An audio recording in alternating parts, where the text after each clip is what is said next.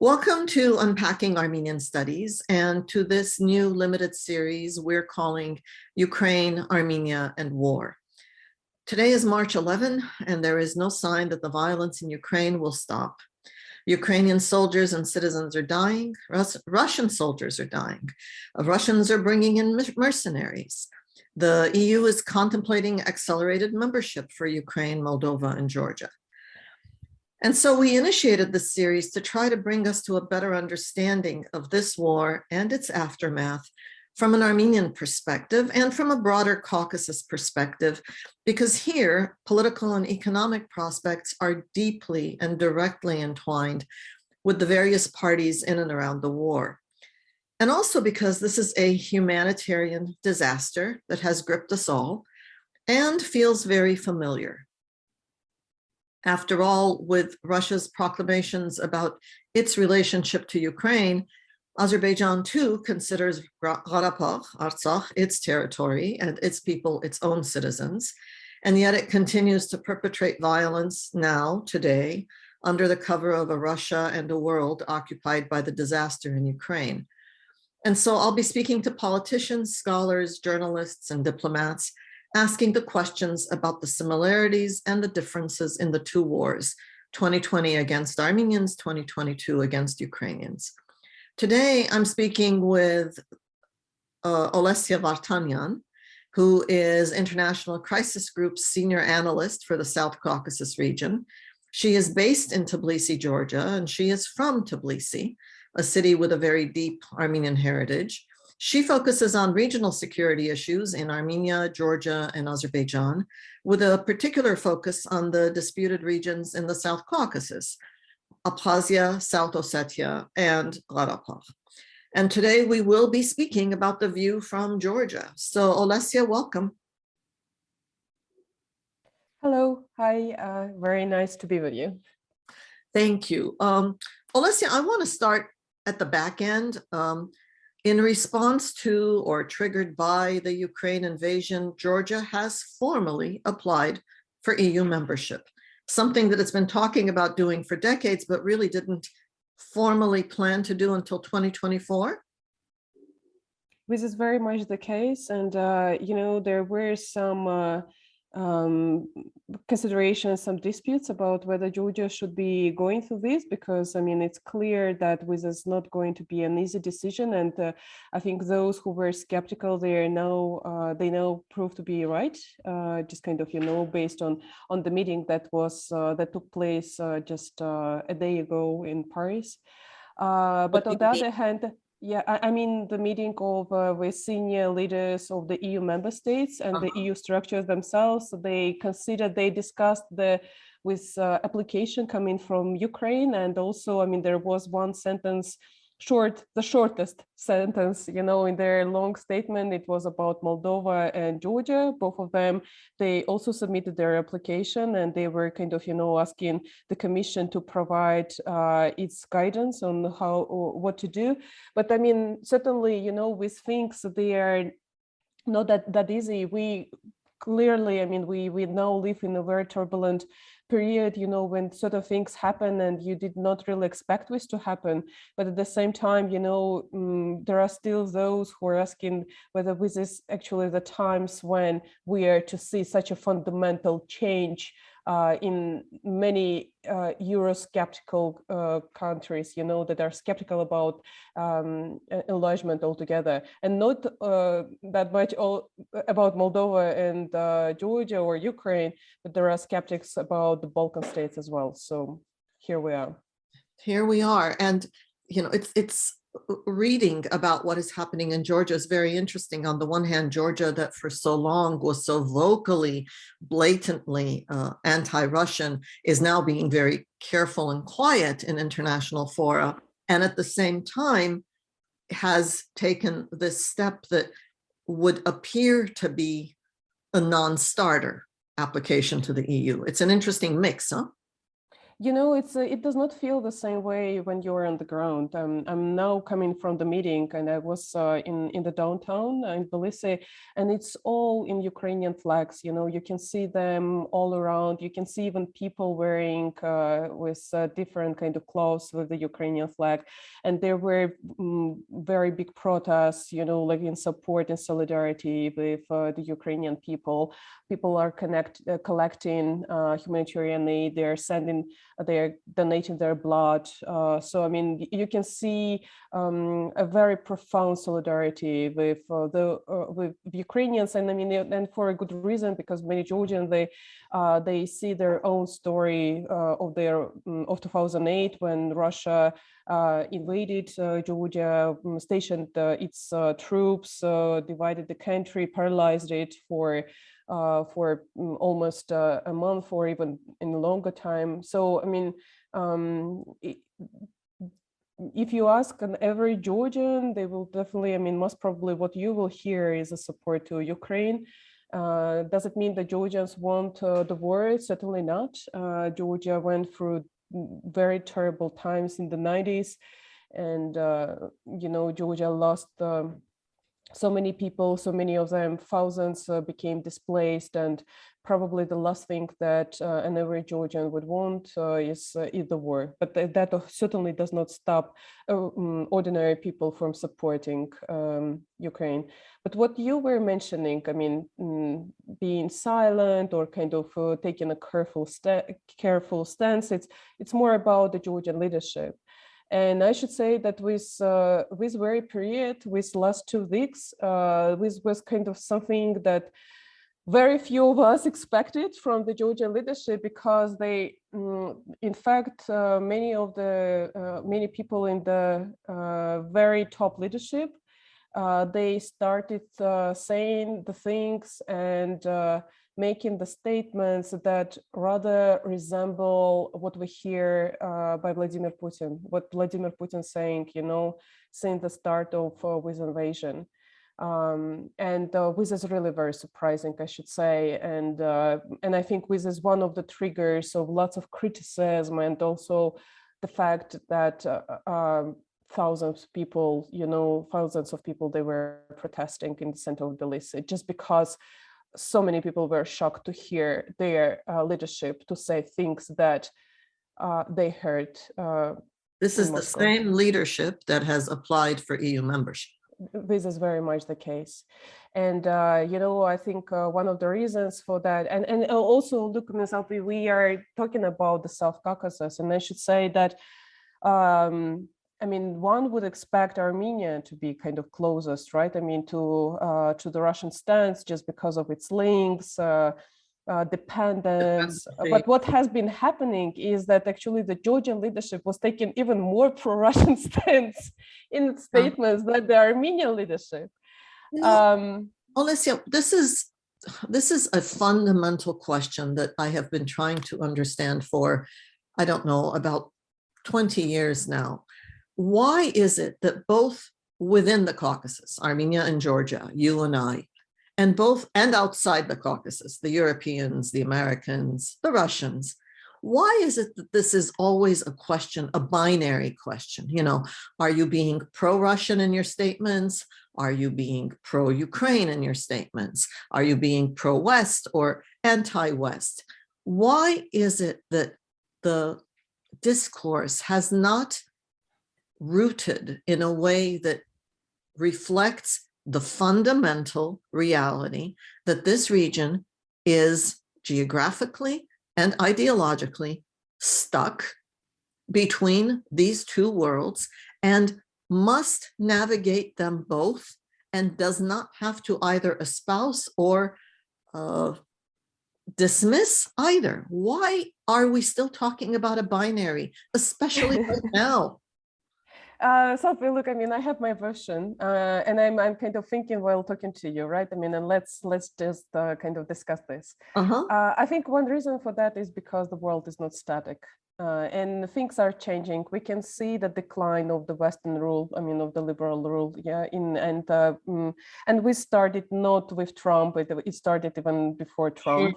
Sure. We also see Russia becoming more assertive. We can see regional powers like Turkey, for example, becoming more ambitious in the neighborhood. And these are all the things that start provoking always questions whether who you are standing with, what stance you're taking. And in addition to that, I mean, there is one more dimension, right? I mean, about this whole globalization and penetration of the liberal views, always kind of disputes related to the LGBT, women rights, kind of freedom of speech, all of this, and also kind of a fight with always liberal view, what I have been observing, at least in our part of the world, and this is not just about Georgia, but also, for example, in Armenia, where you can see the clash with the conservative strata, conservative groups, and those who are kind of more pro-Western, I would say, like a more pro-liberal. But so how I would say does that, all this explain that lack of binary? Yeah, this is what I'm saying is that it's natural to question these things all the time. And I think the war in Ukraine, this is a very time when many things, they kind of become more visible and in a way like a black and white, there is bad and good side of that. And bad side is, of course, because, I mean, it does not really provide enough space for those who need it in order to maneuver, right? I mean, to find a way to kind of to sustain possibilities to engage with different kind of, capitals or different views. But on the other hand, it's good because in a way we kind of understand who is standing for what. And also with us kind of in a way, like it becomes a turning point for those who have to take the decision. Except that in this region, in this geographic region, in this economic region, in this political region, it is perhaps possible, I would say wise and incumbent upon these entities to espouse both, to espouse the liberal values. It is true the liberal rule and the liberal role seems to be diminishing these 16, 20 years, but the values haven't. And yet, on the other hand, to acknowledge Russia's presence in the region and not create unnecessary enmity from the perspective of these small countries, I'm saying, from Armenia and Georgia. But let me not belabor that point. Let me ask you something else. A Georgian politician said, we deserve what is being offered to Ukraine. Mm-hmm. Is that a general attitude that first there is an assumption that something will be offered to Ukraine by the West, and that that Georgia must be a part of that? Is there that assumption? I would put it even kind of in an easier way. I would say kind of easier to understand.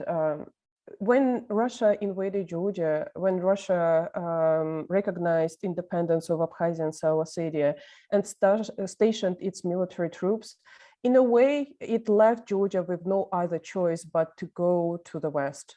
Mm-hmm.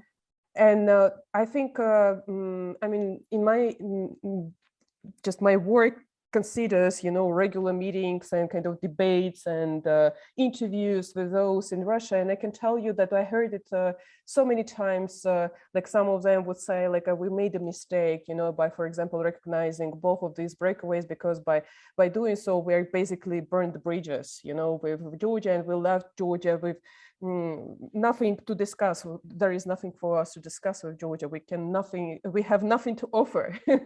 Yes.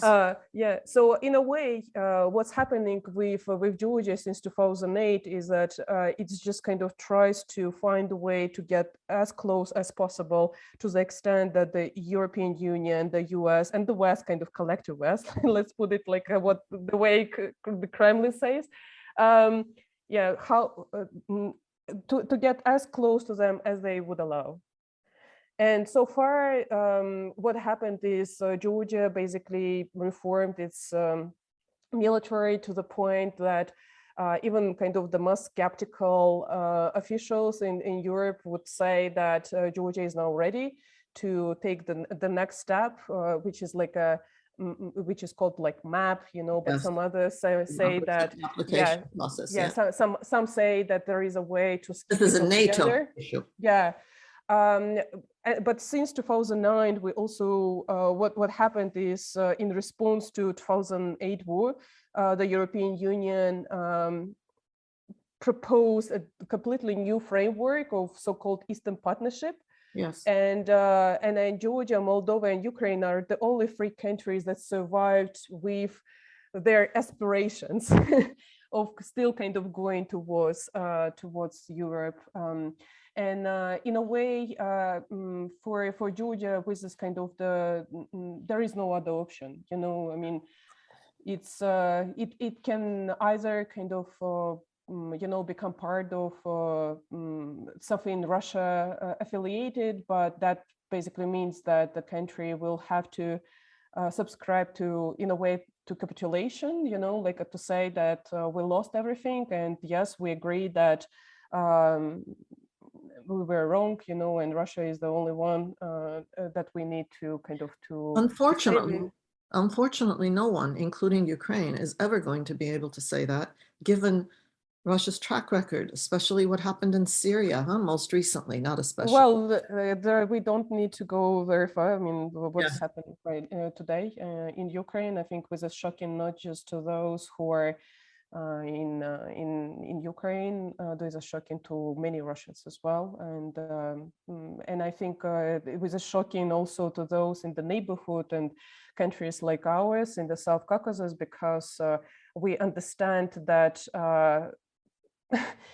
I mean, there can be something, you know, and we might continue fighting, because, I mean, what Ukrainians do in a way is a miracle, their resistance, but that does not necessarily mean that there will be the countries in the world who will come and oppose to Russia, which has a nuclear button.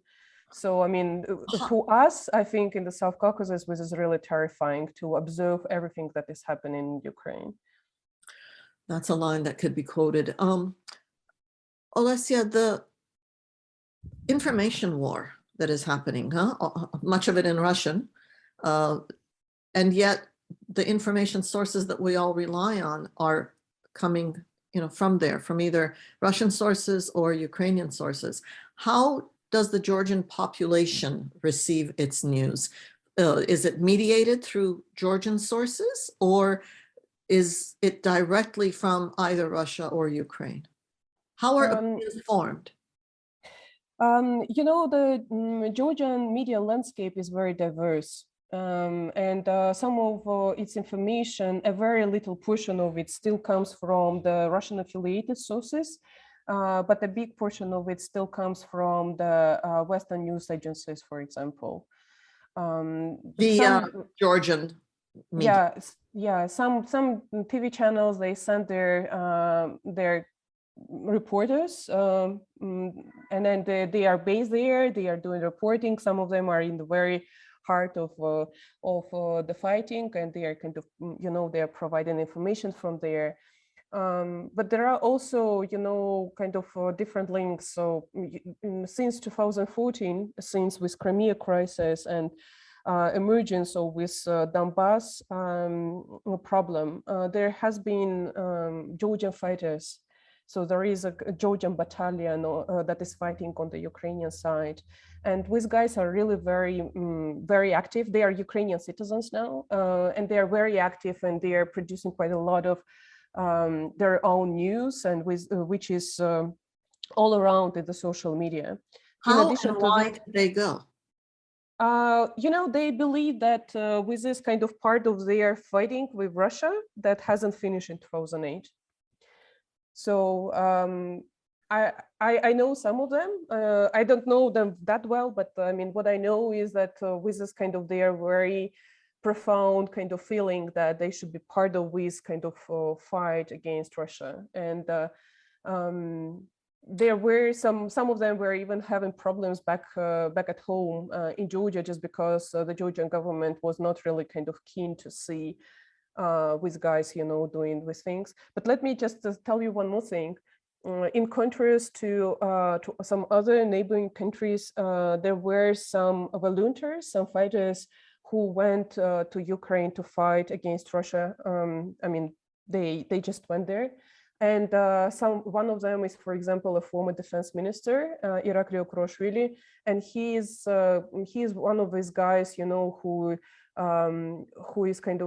is known to be, you know, like a fighter, and he's producing quite a lot of things. So what I'm trying to say is that the Georgian public is learning things, and with things they are certainly framed through this kind of, you know, history of Georgia's problems with Russia, through its kind of through the war in 2008. But in addition to that, it also has this kind of attachment to those who are directly engaging in the conflict and those who are at the front line.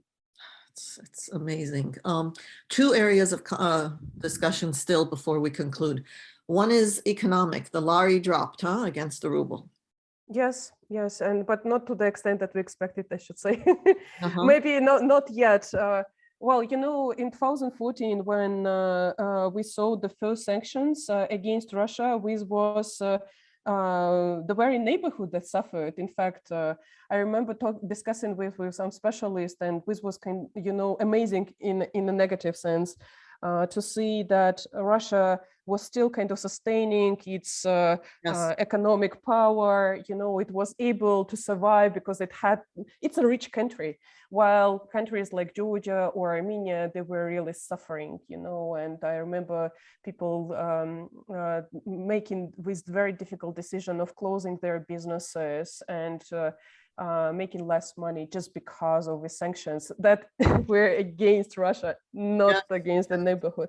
So I think many people are preparing for worse, to be honest. And I can see it. I mean, like, for example, in my neighborhood, there are some shops, and I know that for 3 days already, we don't have a sugar. Because people went and they bought the sugar, salt, also some other very essential products that people believe will go away or become very, very expensive just because Russia is now facing with problems.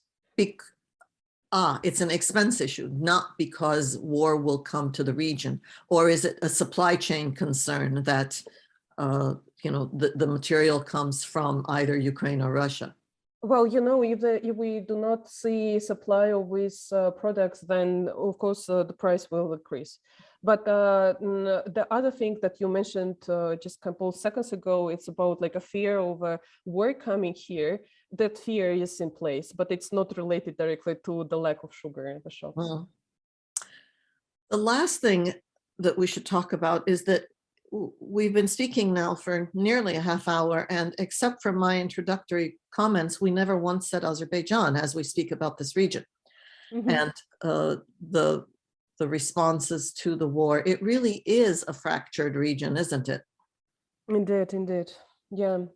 Well, Azerbaijan has been, in a way, kind of, finding its own place in this whole setup because of its very close alliance with Turkey, and also its very important increased importance due to the West, search for cheaper natural gas and oil. So Azerbaijan, in a way, becoming now even more important than, let's say, a couple of years ago. And then I would expect the local leadership making use of this new stance that they are to gain from this whole situation. The position of the Russian peacekeepers, you're the one who studies this full time. The position of the Russian peacekeepers now in and around Karabakh is diminished or strengthened? Well, there are kind of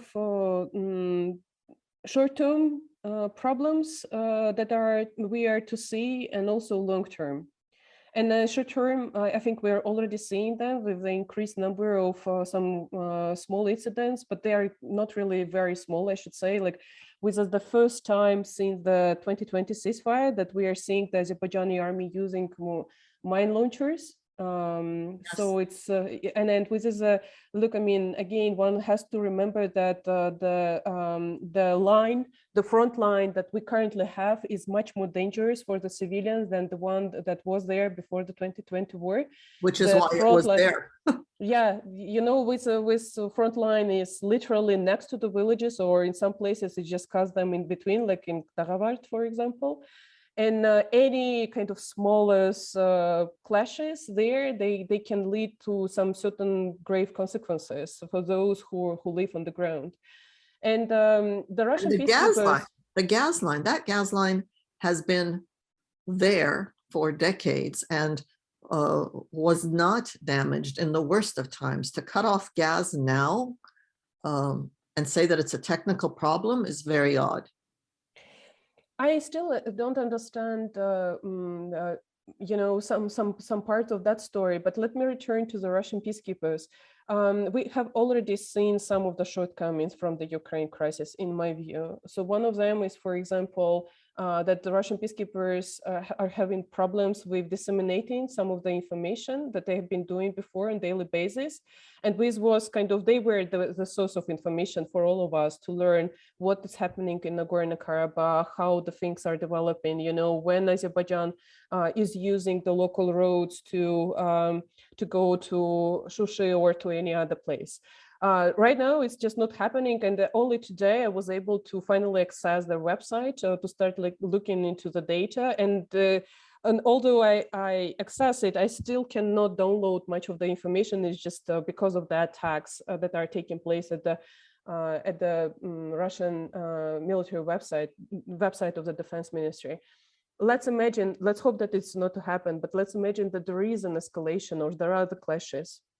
What happened in this year and a half in the war is that all the clashes and all the escalations, they were pacified manually by Moscow. The guys would make calls and find a way to pacify any kind of escalation.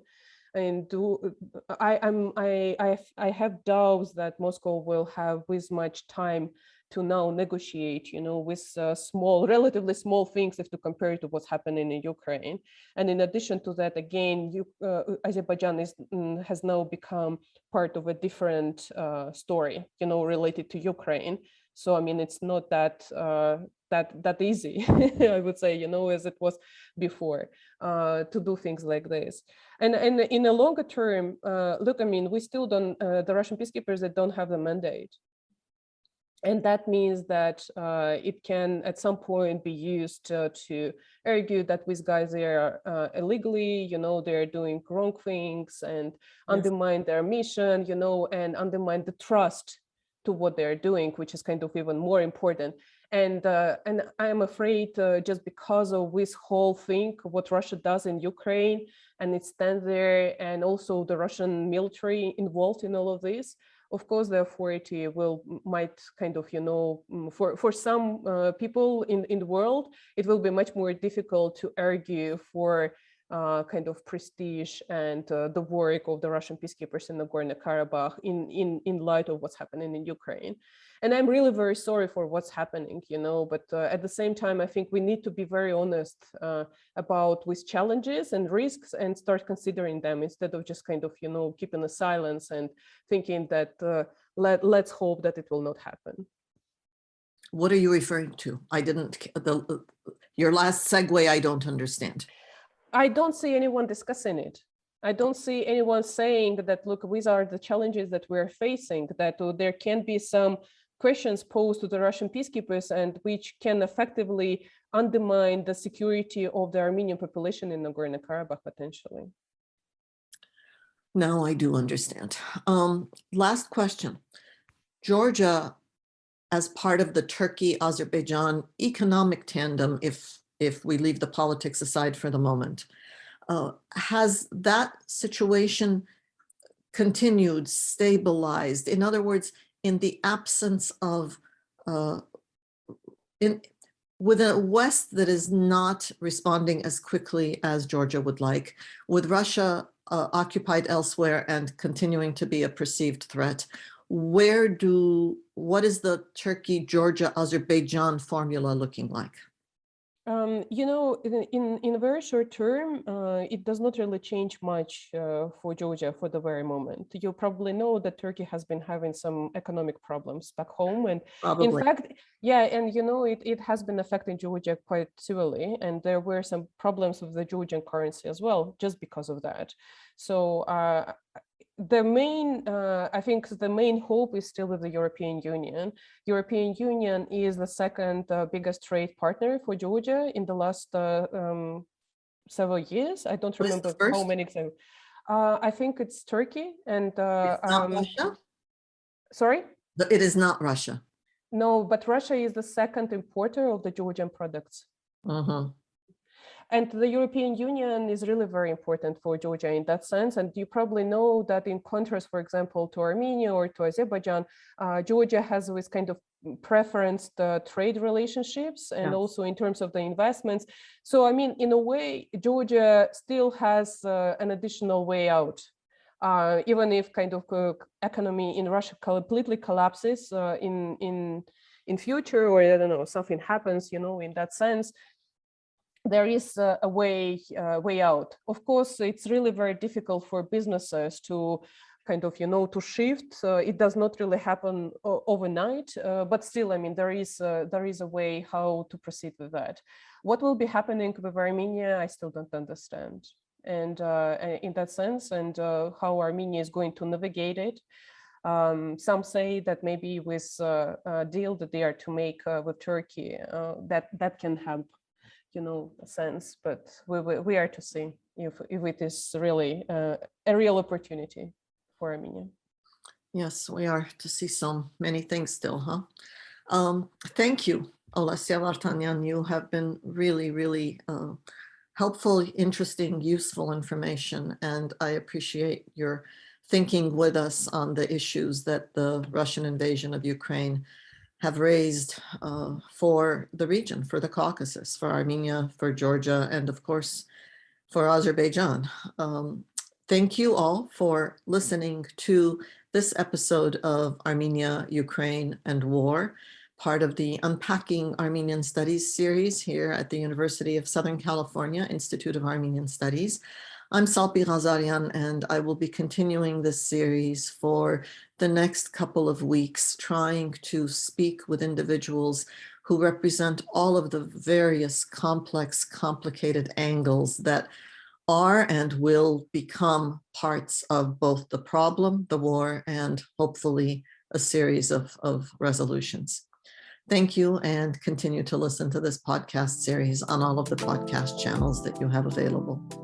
You've been listening to Unpacking Armenian Studies, a podcast series on the Institute of Armenian Studies channel. This episode has been produced by Sadin Habesyan. Music by Josue Gonzalez. For more from the USC Institute of Armenian Studies, go to the Institute's YouTube channel to hear dozens of talks by scholars from all over the world. You can reach the Institute at armenian@usc.edu and follow the Institute on Facebook, Twitter, and Instagram. This podcast has been recorded at the University of Southern California, Dornsife College of Letters, Arts, and Sciences.